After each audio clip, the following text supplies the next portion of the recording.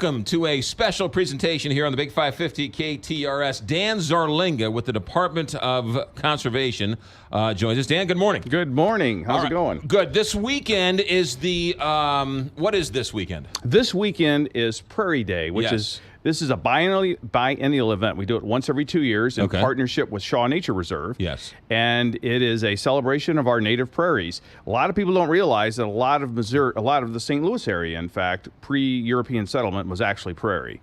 So that's not the case anymore, but it has provided us a great deal of heritage, and it's a great natural ecosystem. Let's get to, it's this weekend. This weekend. Where? It's at Shaw Nature Reserve. Now, it's out in Gray Summit. If you take 44 out to the 100 exit, just a little ways past Six Flags, you'll find it. Right. And it's 10 to 4. And we're going to be doing all kinds of cool things. We're going to have a lot of pioneer reenactors out there, so you can see aspects of pioneer life. From we have a bison hunter, we have a teepee with a Native American storyteller. We're going to have a blacksmith. All kinds of neat stuff, and there'll be like pioneer games, like the stilts kind of thing that the kids used to play with, and stuff like that. And so we're going to have a lot of neat stuff, live animals, reptiles, and amphibians for people to see. Now, you brought us some show and tell, and we first got to start off with, I asked him to bring a show and tell, so he brings me a rifle.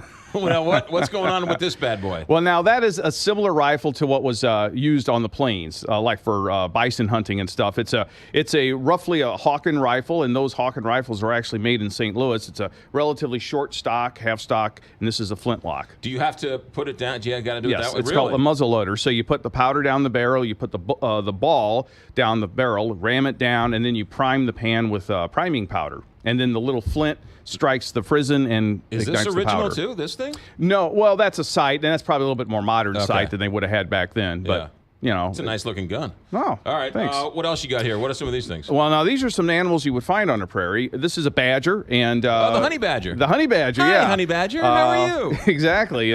But badgers sometimes can be a little less than sweet if you get them on the wrong day. But they're a common dweller on prairies, and they're a burrow dweller. So you're saying that Missouri and this region was filled with these honey badgers? Yes, back in the day. Yeah, back when we had prairies, and we still have them on the western part of the state. We still have prairies on the west part of the state, and then Shaw Nature Reserve also has a recreated 250-acre prairie, so you can actually see what a real prairie is. Oh, and then we got some prairie birds, a couple of bobwhite quail. They're common grassland birds, and we have a eastern meadowlark down there, which is a That's the state bird, isn't it? No, it's not the state bird. That's a bluebird. All right. But this is a common bird on prairies, and you'll find them a lot. These and are hear them a quail. lot. Are these still around? Oh yes, yes. Can you hunt quail in Missouri? Yes, there's a quail season? Yes, you can do that. Okay. And not meadowlarks though. they're a songbird. Okay. And then there we have a coyote skull, and this is the fur of a coyote, and they're also a common grassland bird. Oh yeah, you look like dances well. with wolves with that thing. It dances with coyotes. Yeah. All right, what's this Boda bag you brought? Well, this is actually goes with the rifle. This is called a possibles bag, and this is what pioneers would carry with them. This is all their shooting stuff. They would have their bullets. It would have their powder and this horn here. Yeah. Sure, if you want to take it out. And it would also carry all the stuff they would need to operate their gun. So it's kind of like the 18th century equivalent of a man purse, basically. It's a European carry-all. Yeah, exactly. Is this Ziploc bag, is that original to the it is, Prairie yes. days? You'd be surprised what they could do back then.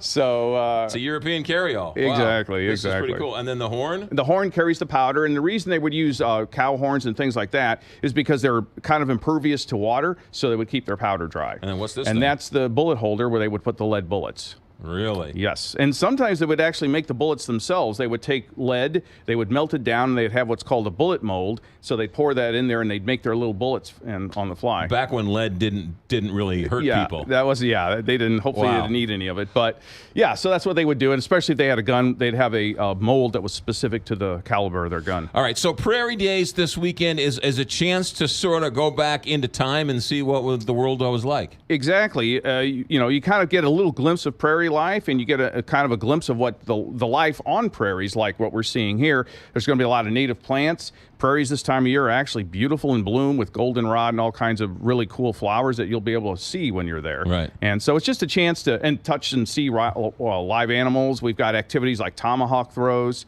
atlatl throwing, and all kinds of cool stuff. Wait, tomahawk throws and what else? What was atlatl, which is a spear-like device that you throw with a stick.